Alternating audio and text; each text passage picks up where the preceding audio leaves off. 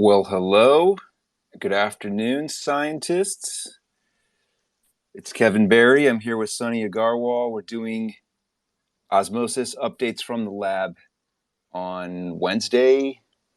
Dang, it's the 25th of May.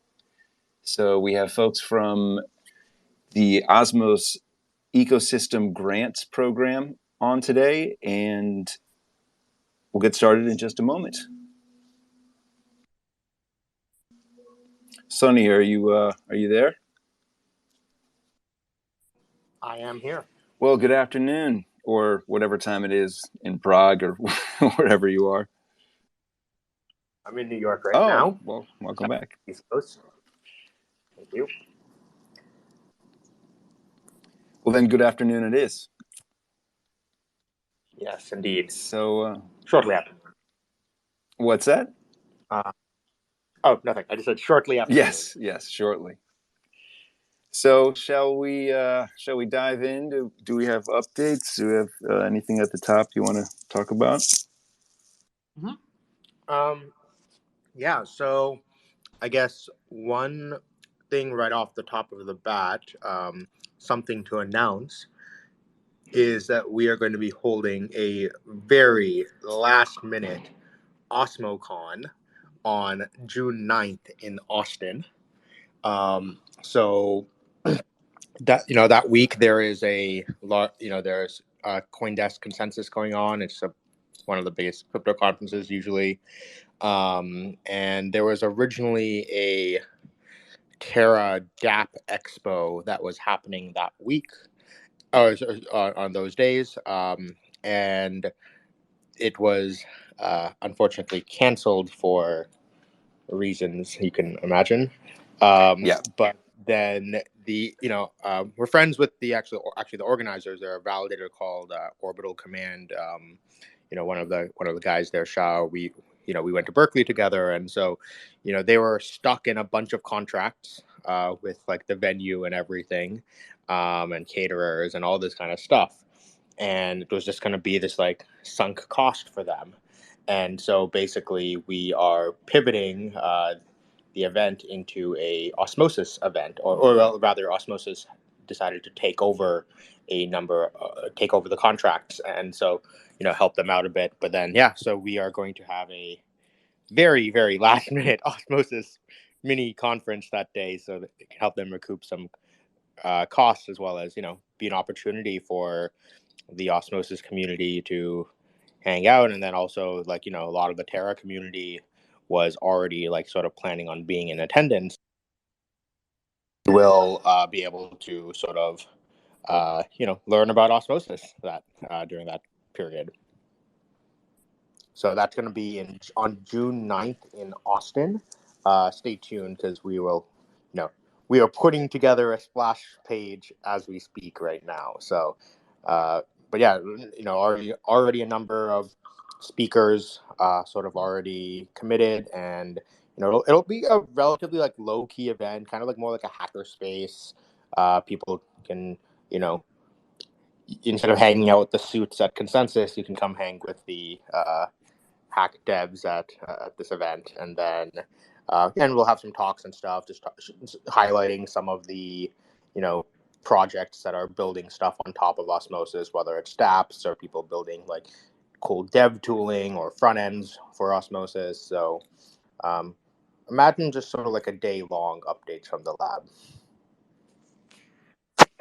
Nice. I like that. That's a good pivot, and it does suck that there's been all this fallout from the collapse of Terra, and doing something like this and seeing giving people something else to do during Consensus as well. I think it's I think it's a good. I look forward to seeing what comes of it, and that's good to know. We'll have to keep our eyes peeled for the the details, so people can attend. Yep. Otherwise, more normal updates on the chain development side. We have this proposal going the goal is we should have the proposal up hopefully by end of week for the next software upgrade, which will include the token factory module as well as interchain accounts. That will sort of unlock a lot of people to be able to start working, deploying a lot of the dApps and functionality that people are looking to do right now. So that should be, stay tuned for that. Like basically, the proposal to go live this week, end of this week, and then the upgrade will probably be up. What will happen next week because we have a 5-day voting period currently. There was a government proposal to reduce the voting period from 5 days to 2 days. That was handily rejected. So we have to wait the full 5 days. We are, the new refactored front end that has been being worked on for it feels ages now is finally going to be going live. I think today, sometime today, ideal is the goal. We have a search bar, which is I think the number one most requested feature since for like ages. So you'll finally be able to use the search bar to find pools, as well as a number of other cool features. And we're conducting these like user surveys and like walkthroughs. So thank you to everyone who's already sort of participated. And so, but yeah, if you're interested, there's a link to a form on the Osmosis Zone Twitter, and fill that out, and happy to do like a walkthrough with you, figure out where the pain points are in using the Osmosis front end, and so that way we can start improving those. So that should be, if anyone's interested in participating in that, please fill out the survey. Yeah, I saw that survey, Sonny, and it was definitely a welcome sight. Because the commitment to UX, having a formal way to bring in, audience information or user data is like, that's a great sign that y'all are even asking. I feel like I don't know if I've ever seen that on another DEX. So. Yeah. What else? I mean, as people saw, WBTC has now been added, and I think there's incentives on the pool as well. So, more large cap assets on Osmosis, and expect that to just keep increasing in the coming weeks. Now, is that, I saw that on Frontier like a day or two ago. Is that on the regular front end now?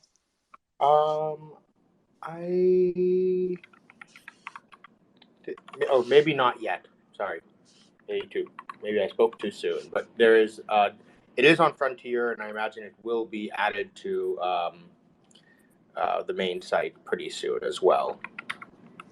Yeah. So if folks want to find the wrapped BTC, definitely go to the Frontier site to see it. And there is a pool, and it is definitely incentivized.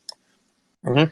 And remember that the wrapped BTC is not coming. It's not coming from the Bitcoin chain directly. It is wrapped BTC is a project that was started by a number of Ethereum projects, but it's basically a admittedly very centralized bridge between Bitcoin and Ethereum, and it's kind of I think custodied primarily by BitGo, which is a well-known custodian in the space.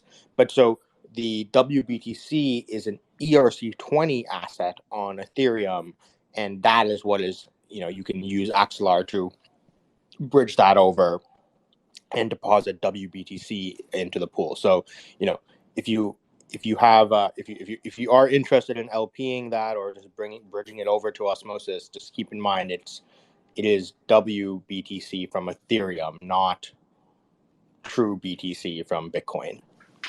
Okay, because that's a good clarification. I've seen people say, I want real Bitcoin, or I'm looking for Nomic, or whatever the other options are. Is there a path to, I guess, something from the Bitcoin chain? Yeah, I mean, that's the goal.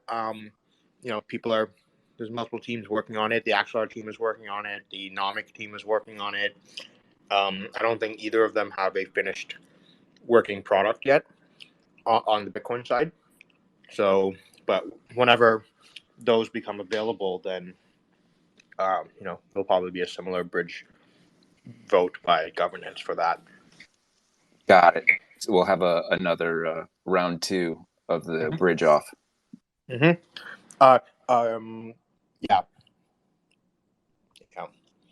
Another sooner one that might also happen is where for DOT, there is works on like a substrate IBC from the composable team, where I think we had them on updates pretty recently. Yeah, that was last week. Yeah. Okay, the time just blends together these days. It's been an insane past couple of weeks. You're a lot, yeah. But their composable substrate IBC system is still a few months out, and so if we want to get some of the Polkadot based assets like DOT and KSM and Glimmer and some of these high cap assets listed on Osmosis, there is an option to bring those over via Moonbeam.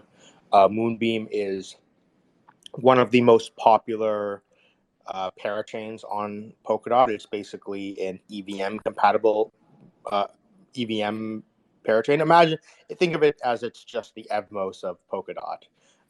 And so there's an option because Axelar supports any EVM chain already, it's possible that we can start bringing over dots and stuff from via Axelar over through Moonbeam. So that's an option that I think something like that should be approved by governance. And ideally, the goal would be that once the true substrate IBC is available, we would, the same way as we would have to figure out how to migrate liquidity from WBTC to true BTC once that happens. In the same way, there would need to be a similar transition from from the Moonbeam version of dots over to like native IBC versions of dots. But I think that personally, I think it's probably a good idea, just given conditions, that we should be prioritizing speed and just getting these things listed sooner than later, and then we can migrate liquidity towards the IBC versions once ready. So, but that will definitely have to go through. That should go through a governance vote for sure. So, okay, so this is a mini question about this whole this is sort of about the bridging in a grander scale. So that like we have Axelar as the canonical bridge for ETH-based assets, correct? Yeah, it's for Ethereum-based assets. Yeah, I mean, I assume that kind of more for EVM-based assets. Okay, for EVM-based assets. And so then with these, because Axelar also bridges over these other chains. I mean, you have like Polygon and AVAX. Are those going to also come through Axelar if and when they, Yep, we're actually going to be able to start bringing them over very soon. We're just sort of, to be honest, actually, I think we can start. We were just sort of working on getting the Ethereum based stablecoins and major assets the attention they deserve right now, and then we'll start to bring over things like AVAX and Matic and things like that as well. Got it. Okay, it was just priority of the largest cap liquidity first, and then got it. Okay. Yep. So yeah, that's what's going on there. It's going pretty well. And then another asset that got listed on Frontier and should be moved to the main site pretty soon, and probably just after the refactor goes live later today, is Evmos. So the Evmos team put up their bridge finally to be able to, now you can IBC tokens from the Evmos tokens from the Evmos chain to Osmosis. So there's a pool already created for that, so people can go check it out on Frontier now, and hopefully on the main site within a day or so. Yeah.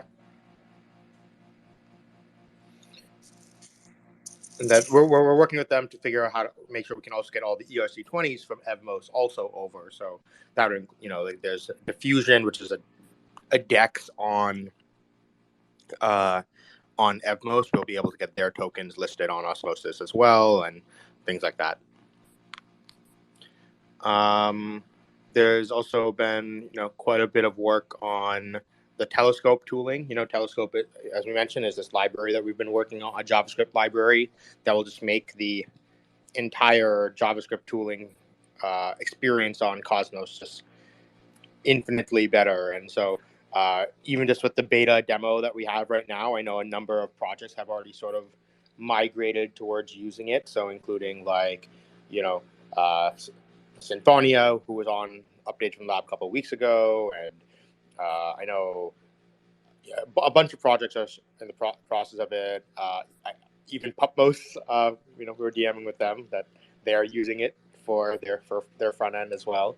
So just once this becomes fully fleshed out and like fully live, it'll be really exciting. That it'll just be a great product for people to be, the amount of front ends in Osmosis will just magnify like crazy. So Awesome. look forward to that.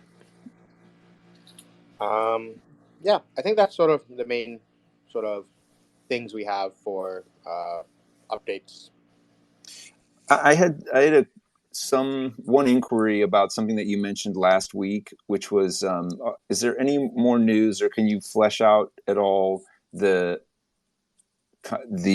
idea of airdropping, I believe it was at AXL or Axelar tokens to liquidity providers that bridge over USDC and wrapped ETH, or assuming I've got that correct? Yeah, so the exact mechanics aren't 100% nailed down. So I don't know if people saw from the Axelar Twitter that they're going to be doing their token listing on Osmosis, where it's going to be the first place it's going to go live basically on, I believe they said July 19th. So we, the foundation, the tokens that Osmosis has is not allowed to distribute that until, we sort of have permission from the Axelar Foundation. So, but we'll be doing sort of a retroactive airdrop at that time. So basically, we'll scan the chain and figure out, okay, who's been bridging over ETH assets and then LPing them, and then do the airdrop based off of that, or the retroactive airdrop based off of that. Okay, that makes sense. That's a bit more clear. Are they? Do you know when they? Well, we'll get to that when we get to that. What was the other? Oh, I had one other question, which was that. So it's something that there's been discussions about this, and I think it was in Osmosis Siberia. But is it possible to get an IBC native version of USDC or other types of stable coins, or is that a pipe dream? Sorry, can you say that one more time? Is it possible to get an IBC native version of stable assets that are, popular, like ones like USDC? Like, would they, could we work with them to create that, or is that unrealistic?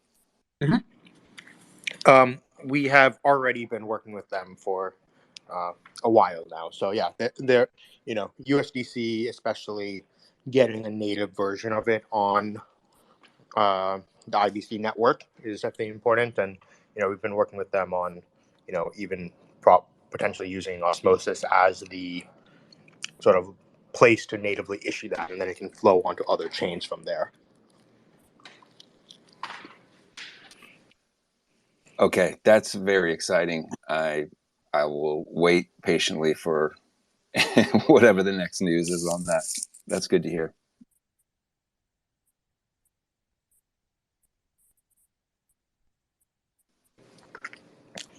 Anyone else have any other questions?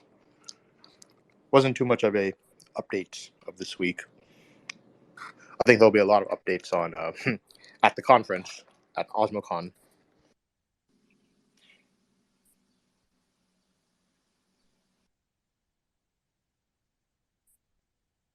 well, maybe, or we can just jump into talking to some of the guests. Yeah, that sounds good. Oh wait, I see Emperor Hathernose just requested. I'm not sure if they have a question now. If you do, please join us. Hey, how's it going, guys? Hey, what's Hey, up? how are you? Welcome. Thank you. Hey, just a quick update. When I last inquired about this, I think it was like 3 weeks ago. Any updates with Cato Money regarding, the situation with Luna, and now it looks like they're with Juno. So just kind of curious how the onboarding is going. Yeah, so we've been working with Cato for a while.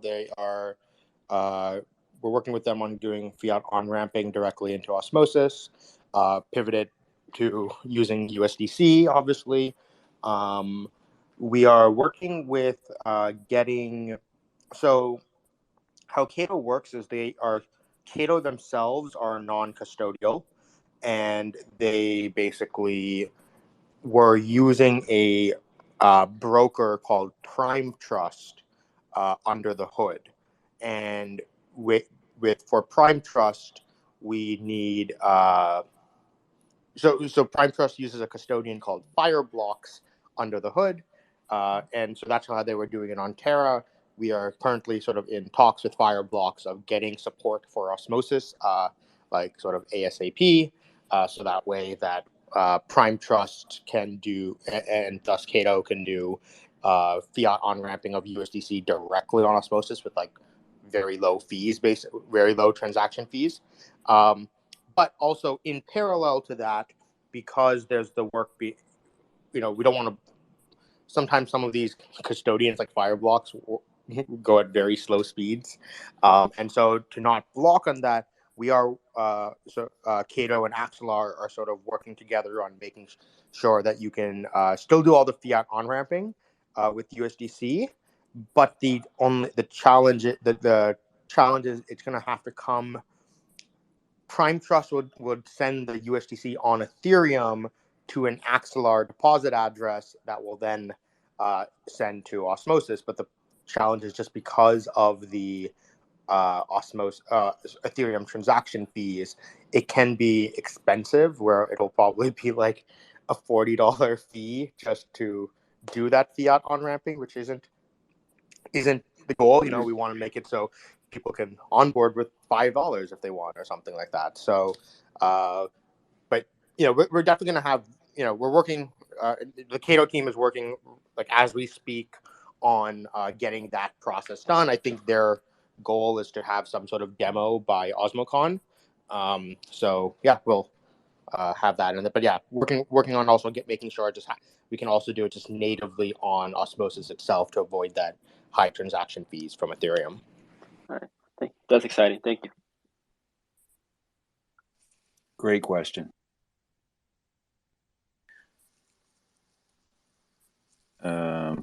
I'm adding one other request. And we can also do questions after we talk with our friends from the ecosystem program. But if somebody, RAV9, I just added you if you had a question.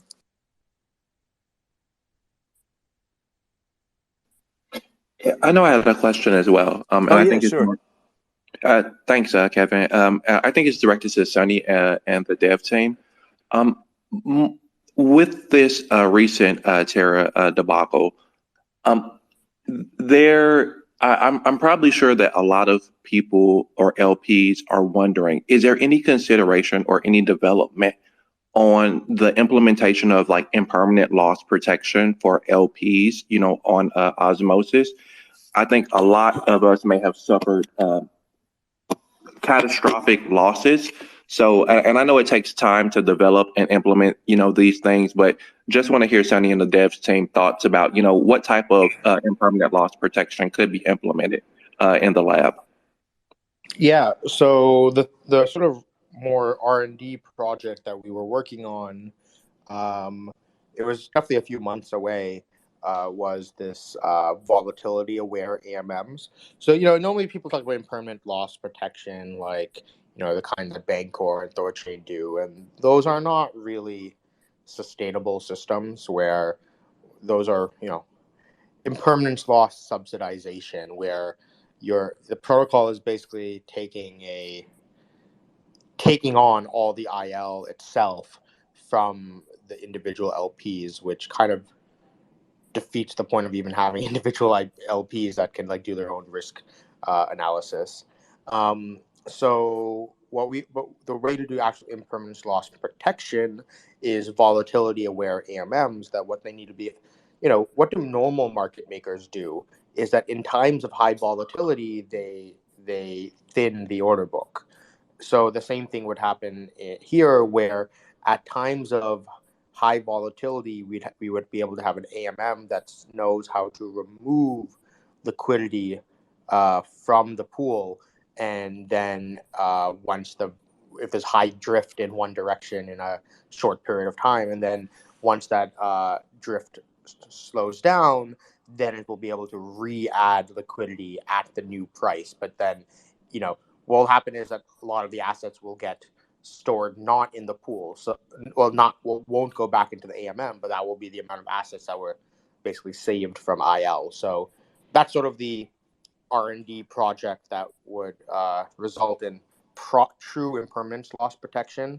So we are still interested in doing that. It's doing a lot of roadmap reprioritization these weeks. So we'll see where that lands now on our, on the priority stack.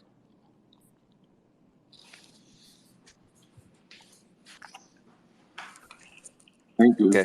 Yeah, thank you. I think that was a good question. And I just laddering off of that, Sonny, when you were talking about this vaulting concept, is that that is the same as what you were just describing, this using the AMM to like I guess pull. I guess it's like depooling.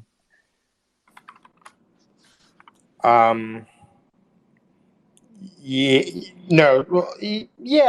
you could consider it like that. It's having that's a good way of putting it. Actually, it is the protocol. It's like the AMM being smart enough to know when to depool and repool your assets based off of the volatility. Yeah, it sounds like it's a complicated thing to iron out. Like it's tricky. So I can understand how that's a big project, not originally on the roadmap. Well, it definitely was originally on the roadmap. It just, yeah. So we were working with the Blockchain and Berkeley team of folks from there to sort of do a lot of the R&D work around it. So, yeah. Got it. I'm definitely curious about that, and I guess we'll have to stay posted on that one. And I noticed since we're going to Sonny, I asked Josh this question, and I'm gonna hit you with it. And if you have an answer now, it's fine, or in the future, don't feel pressured. But I had this question a while back. I forgot to ask it. What is one of the big lessons you've learned working in crypto or just in life that you think applies well to your work for Osmosis? Sorry, lessons I've learned from life that apply to Osmosis, or? Oh yeah. Like, what's one of the big lessons that, and it could be you've learned it from working in the blockchain space, but is there a big lesson or something that you feel like you bring frequently to help you in Osmosis? Can we come back to this? I have to think about it a little bit. Absolutely. Like I said, just curious. I'm sure many people want to know. Absolutely can return to that. But it seems like now would be a good time to reach out to our friends here from the Ecosystem Grants Program, since it is the Grants Day of Osmosis this month. Thanks, Kevin, and great to be here. Hey, welcome, Derek. And happy to give a quick update. It's been a month since we last appeared. The program has been operating for almost 2 months now, and we just released just released batch 3 today, so we can talk a little bit about that. And yeah, we're also sort of have been working hard in the past week or two, obviously with everything that happened in the Terra ecosystem a few weeks back. There's sort of a large stream of potential developers that are exploring alternative ecosystems to build on. So yeah, we've been spending a lot of time exploring that and how the Osmosis grants program can best support them. So it's a work in progress, and I think we'll have more to share on how that's going in the next week or two, hopefully. But yeah, I think for now, Fed can give a quick update on just some of the batches we funded in the last month and some of the projects that we've helped support. Yeah, thanks, Derek. Hey, everyone. Great to be here again. So since we last joined updates from the lab, we've approved another 2 batches of grants. So just to highlight some projects from those, we funded our first app called Phase that will use CosmWasm contracts to deploy on Osmosis with an initial focus on dollar cost averaging functionality. They're also planning on having a token, a portion of which would be airdropped to the Osmosis community. On the infrastructure side of things, we've approved all that node to build public node, faucet, state sync, and archive node services for Osmosis. And this will serve to reduce the barriers for developers and allow them to set up nodes quickly and easily. And then there have also been many educational grants and a few analytics grants awarded to the likes of Dexmos, which we'll be speaking today, Have Their Nodes, Token Terminal, and Multifarm, which will bring a ton of new information to users. So as Derek said, we have just published a blog post announcing batch 3 of grants, so feel free to check it out for more information on each project. The website also contains much more information, including all of our previous blog posts, FAQs, RFPs, and the application form, which I encourage any of you interested to fill out. And we've also got a lot in the pipeline for the next batches of grants, many exciting projects that we're building on other ecosystems, such as Terra, have applied to the program, and we are carefully diligencing it, all of them, and making sure that we only pick the highest quality ones to deploy on Osmosis. So yeah, a lot of exciting things coming up. Great. Thank you for sharing that, Fed.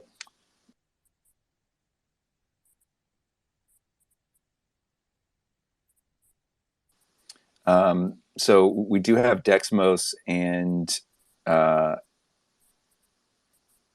someone from Osmotax as well.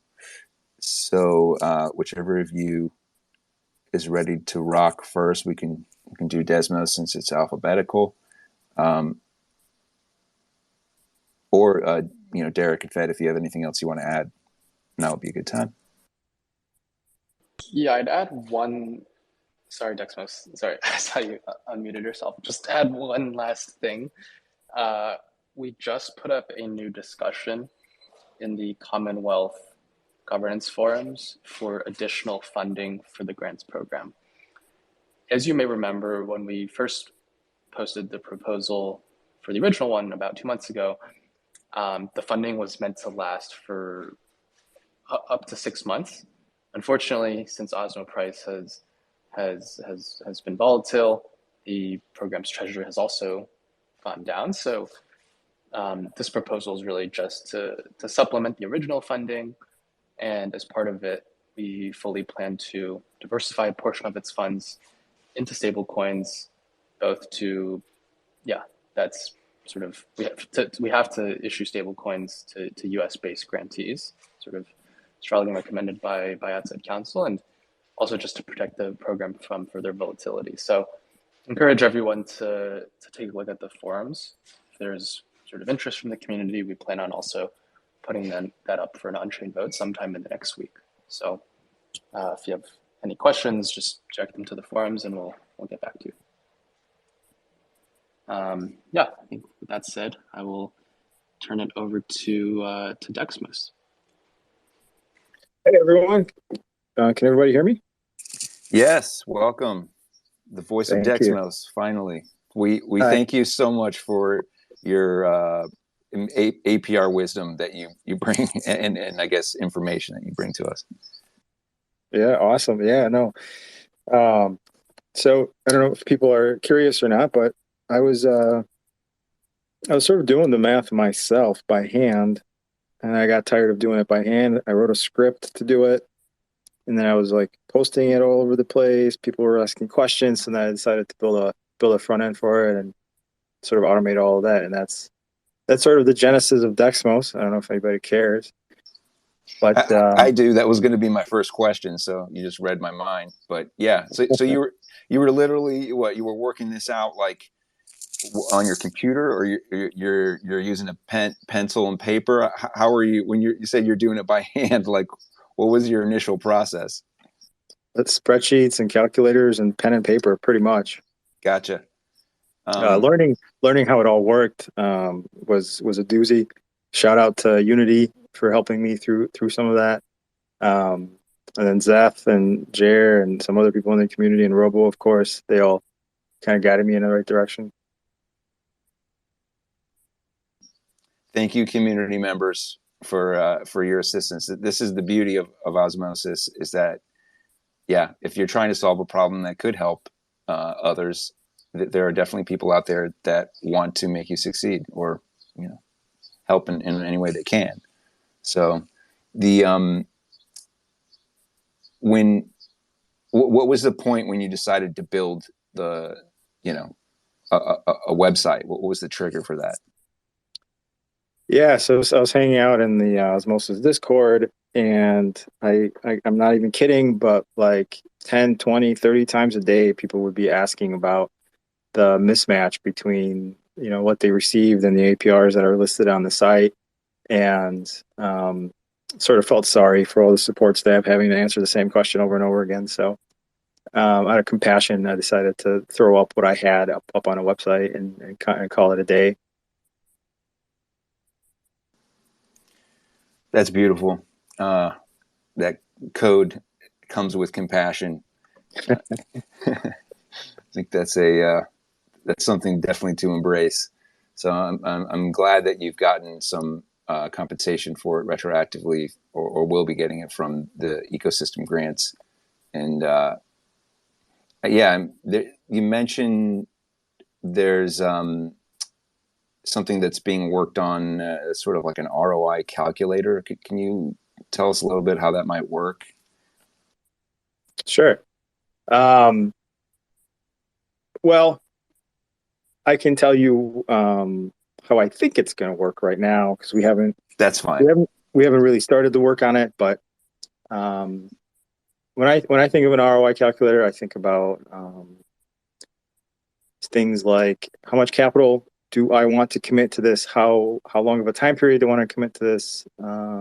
What is my expected return over that period, or on a daily basis? And then that's sort of like the basic, a basic ROI calculator that sort of tells me, that takes an input of capital, time period, and an APR or a DPR, or whatever you want to call it. That's sort of the baseline. And then there's some fancy features that we've also discussed, is like, what this is sort of being driven by some of the discussions I've seen on Twitter, where people are doing spreadsheets and saying things like, oh, if Osmo and this other asset decline by 80% with these APRs, you'll still be okay, right? So it would be nice to be able to add some sort of IL calc as well, and be like, these assets can decline X amount before you hit break even, blah blah blah type of thing. But that's sort of been the discussion so far. We haven't even really gotten to implementing that. We're still working on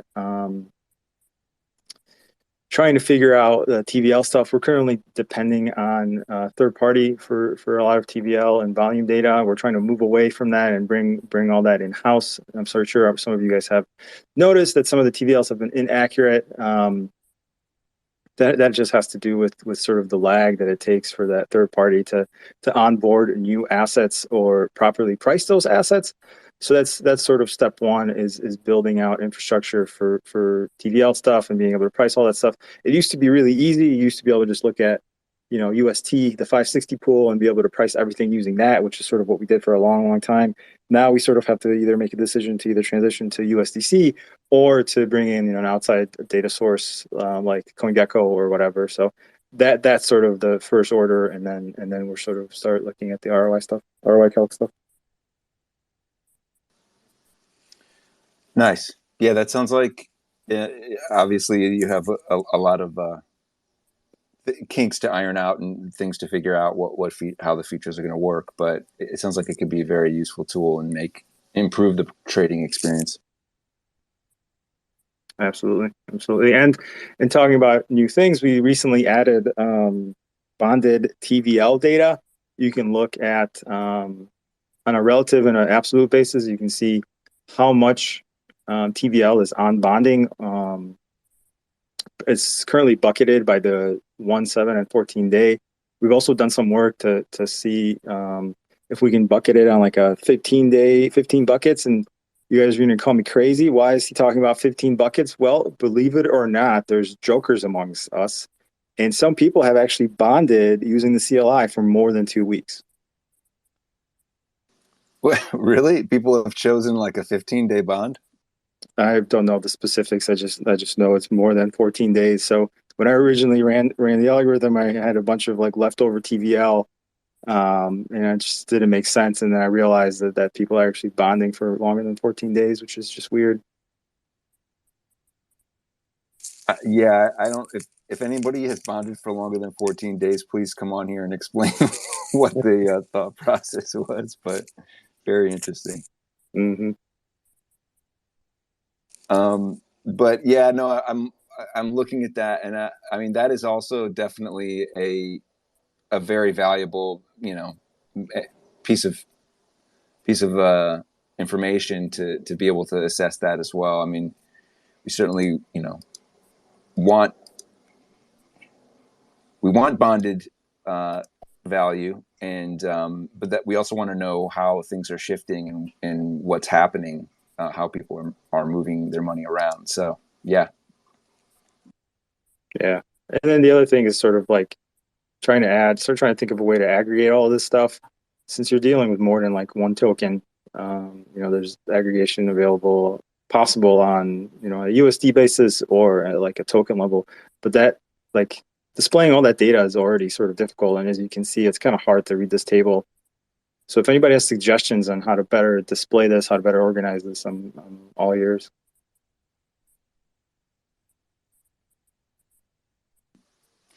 When you say aggregation, you mean like combining which aspects? Yeah, so like one of the things I've been working on is trying to answer the question of how much Osmo is on bonding over the next 14 days, right? So you sort of aggregate all of the Osmo in every single pool across all bonding periods, and you end up basically with three charts, kind of ish. You see, that's kind of like there's like this 3D dimensionality to some of this data because you have multiple bonding periods and you've got multiple pools, right? So you have to like aggregate on either a token and choose like very specific parameters, or you end up with a table that has like 40 columns and it's unreadable. Right. I guess so. Your main 3 columns being what the 3 unbonding periods. Yeah, sort of gone down the direction of like eliminating bonding periods for that particular chart and just showing how much Osmo is going to be unlocked over the next 14-day period, right? Without consideration for bonding period. So obviously, if somebody unbonds from the 1-day bonding period, almost all of their Osmo that they're unbonding would show up in the first one, under 24-hour bucket. Right, right. Yeah, it would help to have a simplified picture of that, for sure. Yeah, so that's that, and SFS support is sort of like the next two things we're working on for Dexmos, which the SFS stuff is long overdue. You mean, did you say SFS? You mean the superfluid staking? Yeah, sorry. Yeah. Right. So that's going to be showing the, I guess the superfluid staked Osmos that are part of the liquidity pools. Yeah, because there's not. Is there staking? I don't see staking data here. No, there's no staking data. Hathor Nodes actually has some really nice staking data. All right. Well, maybe we'll have to continue that conversation with Hathor Nodes. Yeah, Hathor Nodes is here. So, yeah, this is Not now. I'm looking at the relative on bonding periods, and I can see that.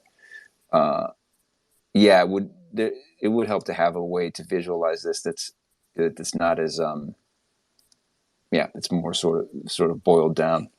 Mm-hmm. Well, yeah, if anybody does have ideas or sleep on this, and that could, I could see that could certainly help make the effort more doable. Yeah, I welcome everybody's input. And the other thing I wanted to mention was sort of our other project that we've been working on, which we'll also be submitting for a grant shortly, which is yieldmost.com, which is sort of if you think Restake, it's sort of similar, but we do support all validators. And with the release of Osmosis version 9, we've been hard at work testing LP compounding non-custodially using Aussie. So we should have that hopefully ready for whenever Osmosis decides to, wherever that gov prop that Sonny was talking about, whenever that's complete, so all the upgrades are done, we're hoping to be able to support that feature out the gate. I have a question. Yeah, go for it. So what would happen if you had liquidity in the Luna Osmos liquidity pool and Luna restarts in a new chain? You probably it's going to be two separate networks, right? So you're going to have two separate tokens, two separate everything, two separate IBC networks. It's Luna Classic and Luna, right? Yeah, I think so.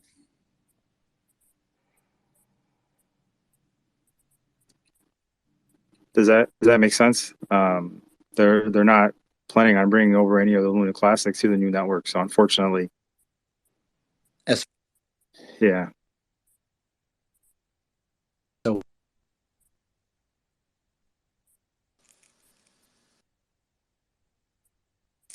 Okay, I hope that resolved your question, Big Kerm. I see we have another person, Kurt, who is Curdy7. If you have a question. Yeah, no, I was actually just thinking about swapping like Luna to UST.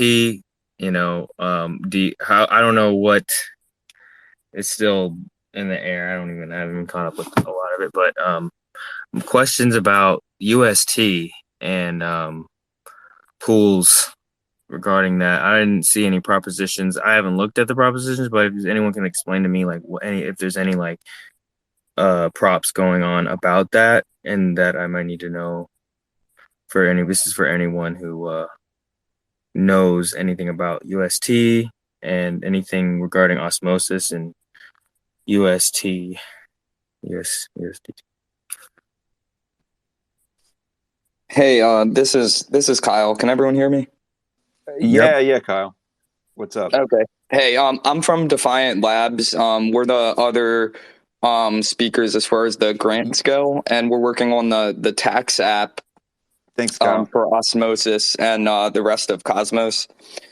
I can't speak too much for anyone getting any money back on the Luna side, but I can say, if this is a small consolation, the work that we're doing for Osmosis and Cosmos should tell you what your tax loss is on that money. If you say unbond from the pools on Osmosis. So there's that.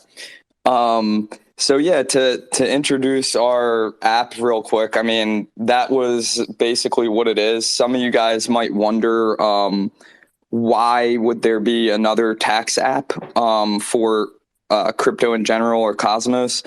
For me anyway, the answer to that question is, has any of us that has a lot of transaction activity on Cosmos, when we did our taxes like over the last year, did anyone find that either easy or cost effective? Because for me and everyone I've spoken to, it was either too expensive or too painful. So those are kind of the problems that we're hoping to fix for the ecosystem. I'll stop there really quickly unless anybody wants to jump in. No, thank you, Kyle. And I know we had a couple questions about the Luna UST pools, and I think for the most part, like those are not active, or where we have the depooling option, and people who are trading in those pools, I think I can't speak to that, but I do think that, like what you said, being able to assess your losses and see how that could limit your tax burden for the coming year, I think is a very helpful utility. And you pretty much addressed it. My first question for you and for Defiant Labs was, how is Osmo Tax going to be different from the other options that we see out there? And what, that was and can you make my taxes go away? Also, another question was, will you support like importing the results into other software? Like, because I've used Coinly for the past many years, and so it already has my like historical records and everything all in it. So if there's a way, will you support like taking the data from that and like making it composable with the data I already have on Coinly? So I'm sorry if it's my voice is a little scratchy here. So we are planning to support the common tax tools out there, Coinly among them.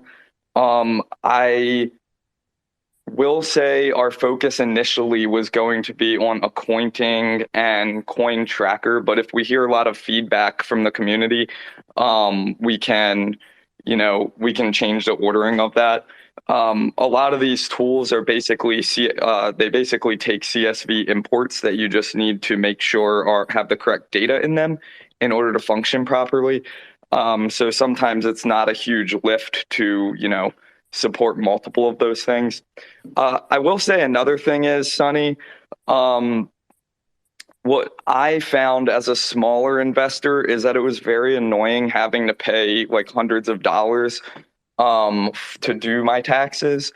And what we're trying to do is reduce that cost, perhaps by directly supporting tools like TurboTax, or even generating the IRS forms for people, for those who are US based anyway, in order to completely bypass tools like accounting. Hey there, can you hear me, guys? Yeah, Nick, we're talking to Kyle from Defiant Labs about Osmo Tax. But do you have a question that's related to the Osmo Tax, or is this a more general question? It's a bit of a more general question. Sorry, just my internet stuff, I think, for a second. So I ended up. I thought you finished that question. I'm just gonna wait. Okay, we can definitely loop back to it. I just want to make sure that we get some closure here with Kyle. Yeah, I'll chime in a little bit too, you guys. This is Dan B. I'm also working with Kyle on the tool. Hey. What's up, Dan? Yeah. Hey, what's up, man? Hey, yeah. So one of the other kind of fun facts about this is, like, originally this tool started off based on a conversation I had with Jack over at Strangelove as a way to like help validators prepare their taxes. And then I brought Kyle on and we kind of talked about like ways that we can make it much more usable to everyone and not just validators. But one of the main differences that we're going to have over some of the other solutions out there is we're indexing all Cosmos chains.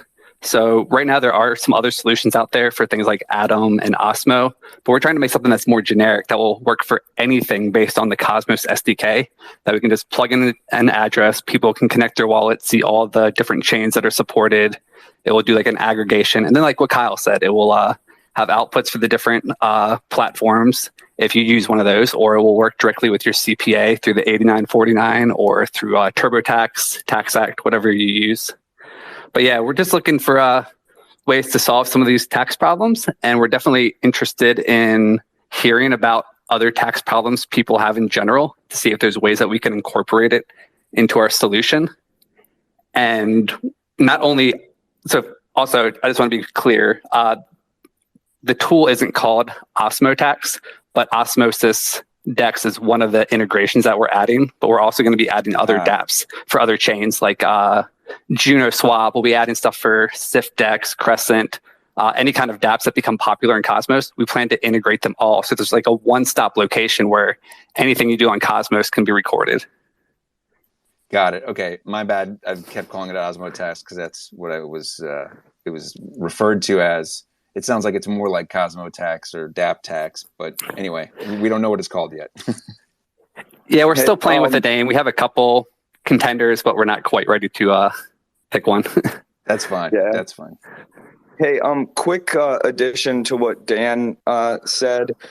So one of the other things we're doing, we're actually indexing all of the, I would call it taxable information, so that like when people actually go to download their tax reports, it should instantly give them whatever format they requested. They don't have to wait for it to like scan all the nodes on whatever chains there are. And another thing on that front, it will know what someone's address is across all the chains because it all shares the same Bec32 base address. So if you move your money across IBC on multiple, or tokens across IBC to multiple chains, it's not going to be confused by that and think those are taxable transactions. So really that's one of the things we're doing, is focusing on ease of use is what I'm really getting at. So we're definitely going to be looking for user feedback on, anything we can do to make the app more usable for everyone in the ecosystem. So. Yeah, I'll just close out. Like, if you are interested in following our progress, or if you want to throw any kind of like ideas at us for like things we should solve, you can just hit us up at Defiant Labs on Twitter. Hey, before you guys go, I had one quick question because Kyle mentioned harvesting that tax loss for the liquidity pool. Sorry. Before you guys go, I had one quick question in regards to harvesting that tax loss in the liquidity pool of Luna and Osmosis. When I try to unbound my liquidity, it says I'm unable to. Is that going to be fixed in order for us to be able to harvest that tax loss?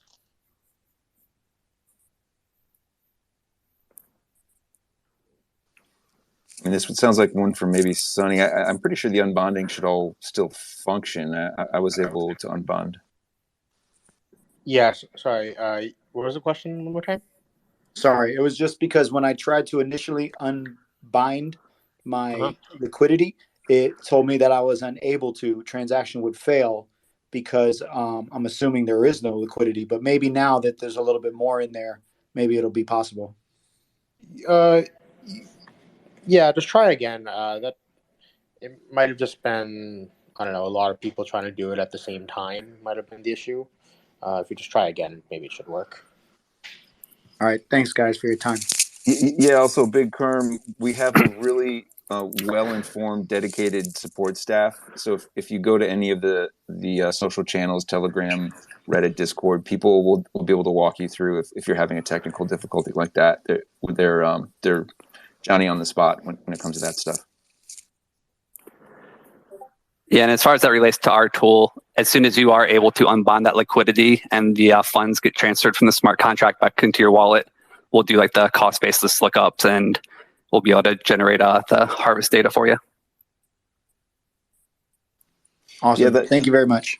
Yeah, thanks, Dan. Yeah, I think that's going to be that can be very helpful, because I used Coinly, and I'm not knocking them or anything, but there were a lot of transactions and things that I'm just not certain that they fully grok all of the IBC data and also like how all the liquidity pools work. It's just having something that really understands this ecosystem well. It sounds like it would be valuable.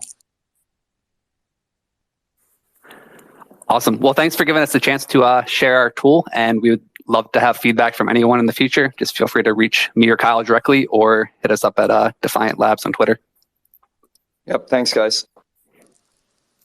Great. Yep. Thanks, Dan and Kyle. Nick, I know you had a question earlier, and I asked you to hold off. If you want to shoot, now's the time. Thank you, Kevin. It's a bit of a general question for Sunny. I'm curious, Sunny, have you begun exploring ways to automate? Maybe have you begun exploring ways to bring tools that would allow people that use Osmosis to automate their liquidity provision, their trading, perhaps even arbitrage opportunities? Is that something you're looking at, or do you think it's not needed? Yeah, so I mean, there's a lot of sort of things already being built right now. So for trading, for example, the phase tool that Derek mentioned that was funded by the grants program, they're starting as a dollar cost averaging system, but eventually their goal is to build like many different types of automated trading strategies other than dollar cost averaging. So there's work being done there. There's a lot of teams working on liquidity provisioning things like Quasar and Apollo and a number of other sort of dApps, and then arbitrage. No, I don't know. I don't know if anyone's gonna do arbitrage on behalf of other people, especially when it's not some. That's more of a, I guess, more competitive in a way. It's kind of more of a winner takes all sort of system, but we are in touch with the White Whale team to like sort of bring some of these arbing protocols to Osmosis as well. Thank you very much. I'm looking forward to various solutions that you're going to bring forward. Cool. So, I mean, I guess the general answer is this is not something that the Osmosis core team is going to build out, but rather we're just building the functionality to let other actors sort of provide this sort of functionality. Yep. Makes a lot of sense.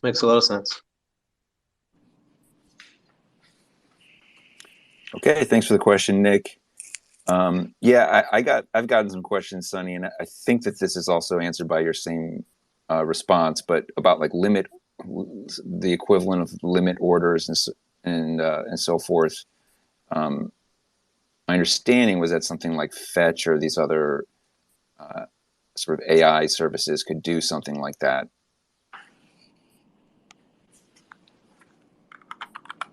I think they're also one of the people who is building something similar.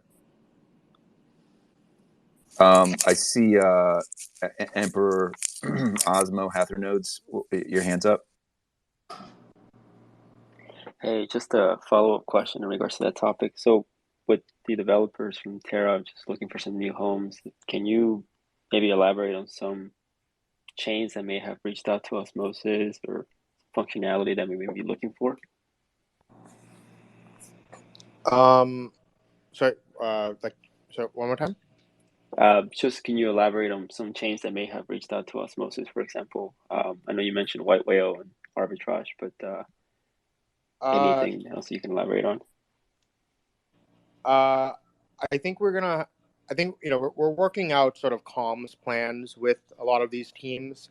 I don't want to, obviously, a lot of these projects have their own communities that they have to, take their interest into account and stuff. So I don't want to reveal anything before comms will come from the teams themselves. Gotcha. Thank you. Mm-hmm. Hey, this is Dan again. I had one question about the Osmosis DEX that I was hoping I could hear your opinion on. So going back to the whole like kind of ways to protect people from like IL versus the subsidy-based version, would something like doing like a stop loss on a pool work where you're like, hey, I want to just say on this pool where I'm providing liquidity that I want to stop providing liquidity if I reach X number of osmosis, like if it starts selling off, or even doing something like what Uniswap did with the consecrated liquidity? Yeah, so so stop losses are kind of different than concentrated liquidity. We are definitely looking into concentrated liquidity now at much higher priority, just because I think that in order to, with the reduction in liquidity, we still want to make sure that Osmosis can provide be competitive on the trading side with other dexes, and so having concentrated liquidity is sort of like the way to do that. And there's ways you can make you can improve upon the design than what like the Uniswap V3 team did, where like you can, there's improvements upon the design where you can make things act more like limit orders, like proper limit orders and stuff like that. So yeah, we are working on that. What do you call it? For stop orders are a little bit more tricky. The problem is you can't put them on chain publicly, because if you put stop orders on chain, then people invisible, then people are just going to stop order hunt, right? Because they're just going to, push the pool to trigger people's stop orders, and then cause a stop order to happen, and then they'll arbit back to the right price. So that's like, definitely not a. You can't make stop orders public. You need private stop orders, and the way we were planning on doing that was using threshold encryption. So we've talked a lot about threshold encryption many times, but we usually talked about it at the mempool level for like front running resistance. But there's also use cases of on-chain threshold encryption, such as like putting stop orders on-chain encrypted, and once something crosses a tick boundary, then we can decrypt all the stop orders at every tick. So yeah, there's uses of stop orders beyond that. So there's ways of uses of threshold encryption for things like stop orders as well. Great, thanks. Yeah, that was a great question. I had never thought of threshold encryption in that way, and would love to see that. Do we have any other questions? I think we're kind of reaching the end here. If anybody has any other questions or thoughts, now would be a good time. Yeah, just a bit of a follow-up question with respect to bringing more functionality to the Osmosis DEX. Sonny mentioned that it's not going to be a core team effort. It's rather going to be more community-driven. Would it be okay if, for example, someone collects data on various other IBC-enabled chains that can actually provide this sort of advanced functionality, and it can work somewhat seamlessly, I suppose? Would that be a decent approach, or is it something that Sonny or someone else would rather focus on, and you get to select who you work with? So less community-driven. Sorry, one more time, come again? The question was, given that you're looking into expanding the functionality of the DEX, and you mentioned that it won't be Osmosis DEX core team effort, would you be interested if other communities sort of bring forward solutions to you, and you essentially get to cherry pick the best solution? Yeah, so I mean, depending on different types of functionalities, right? There's like things that we consider like core DeFi primitives that like need to be more well integrated with, and there it's important for things to be more opinionated. While when it's like things like strategy vaults or things like that, it's like that's fine. That you actually want more competition, and so interacting with Osmosis, especially in the after this upgrade next week, because of interchain accounts, is going to become pretty permissionless in the sense that like you can have a contract, a DAO deployed or a strategy vault deployed on Quasar or wherever that can interact like with Osmosis directly without needing any in a very permissionless way. So yeah, I think the goal is to be opinionated on the code that's deployed on the Osmosis chains itself, and that's mostly for like complexity minimization. But then yeah, via interchain accounts, we can have all sorts of interesting interactions happening. Yeah, very sensible, very sensible. Thank you very much. For sure. I actually got to head off right now. Okay. Okay. Not a call. But yeah, so I just want to say, like I said, thank you everyone for coming, but also OsmoCon, June 9th in Austin. So stay tuned for more information. But yeah, if you can make it, definitely try to swing by. We'll more information will be coming soon. Sounds good. Thanks, Sonny. Yeah. If you're building something on top of Osmosis that it's been a little bit stealth or something, but you're interested in demoing it at OsmoCon, please let us know so we can try to get you on to give you an opportunity to demo it in front of everyone. Okay, June 9th, OsmoCon, Austin, Texas. Keep your eyes peeled for further details. And yeah, if you're developing stuff or want to show something or want to be a part of it, reach out. Thanks, everybody, for joining us. We'll continue this conversation next week. And that's it. Awesome. Thank you. Okay. Thanks, everybody. Thanks. Yeah. Thanks, Derek. Thanks, everyone from the ecosystem program. Thank you. See you later. Till next time.